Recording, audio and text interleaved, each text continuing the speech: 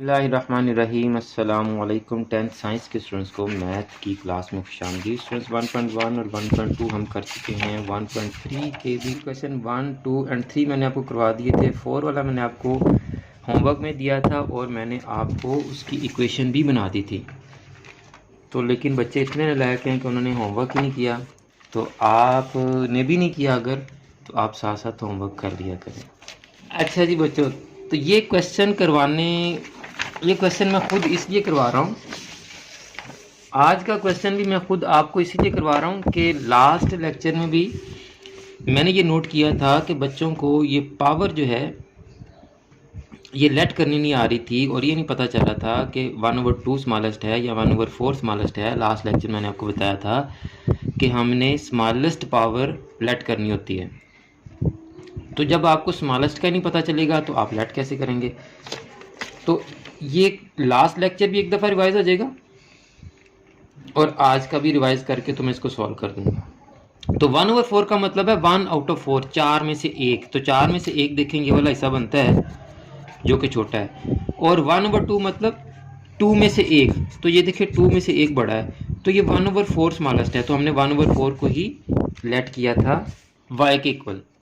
तो अब यहाँ पे आए, हमारे पास दो पावर थी 1/3 एंड 2/3।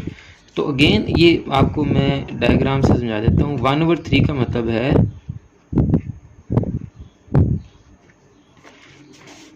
3 में से 1 पार्ट और 2/3 का मतलब है 3 में से 2 पार्ट्स। तो अब आप देखें ये 1/3 है, ये 2/3 है। तो स्मॉलेस्ट पार्ट कौन सा है, 1/3 या 2/3? 1/3। तो हमने x की पावर 1/3 को ही y के इक्वल लेट किया। और वेरिएबल की जो दूसरी पावर होती है हमने उसको भी 1/3 में ही अब कन्वर्ट करना है। जैसे यहाँ देखें x की पावर 1/4 लेट किया था, तो x की 1/2 को भी हमने 1/4 में ही कन्वर्ट किया था और 1/4 की हमने पावर 2 ले ली थी।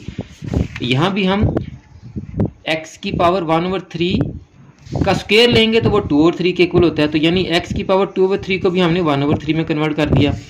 तो अब हमने x की पावर 1/3 की जगह y यहाँ भी पुट कर दिया। चूंकि x की पावर 1/3 का स्क्वायर था तो y का भी स्क्वायर हो गया और यहाँ x की पावर 1/3 की जगह हमने y लगा दिया। क्वाड्रेटिक इक्वेशन बन गई। इसको आप स्टैंडर्ड फॉर्म में लाएं और इसको सॉल्व कर लें।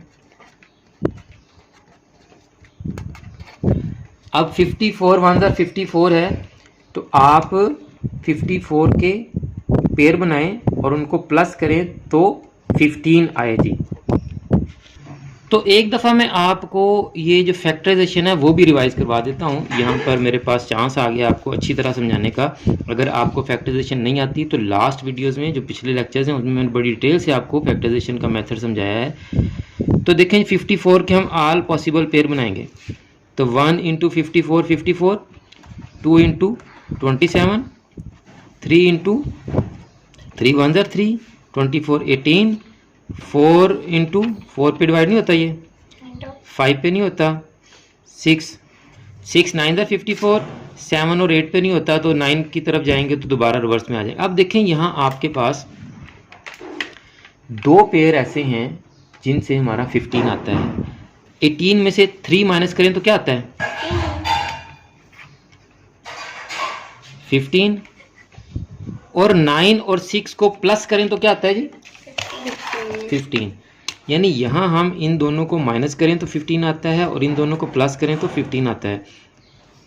तो आपको मैंने ये बताया था कि कांस्टेंट टर्म के साथ जो साइन होता है हमने पेयर्स के साथ ऑपरेशन भी वही करना है। यानी यहाँ पे प्लस है तो हमने प्लस करके 15 लाना है। तो आपका ये वाला पेयर सिलेक्ट होता है 6 और 9 का। अंडरस्टैंड जी।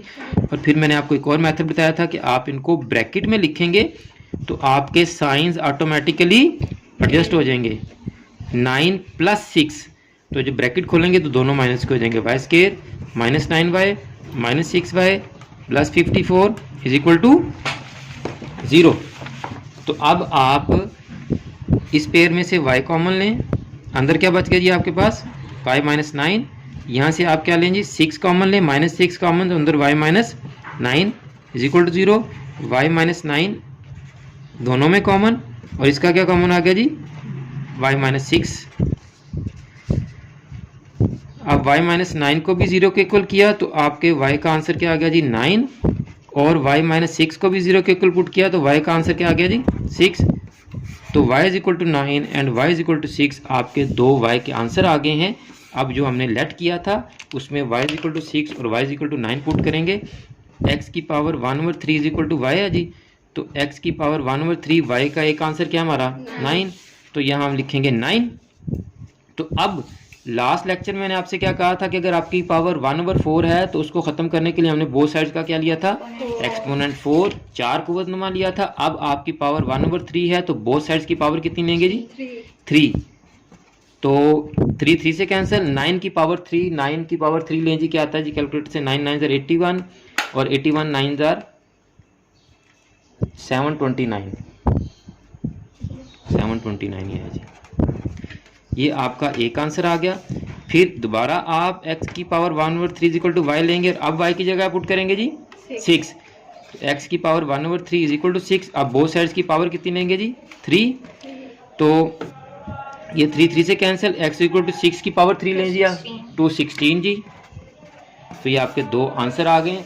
कि उम्मीद है कि आपको आज का क्वेश्चन भी समझ आ गया होगा और आप इस क्वेश्चन की जो वीडियो है वो देख लें, लिंक डिस्क्रिप्शन में है, और ये भी सीख लें आप।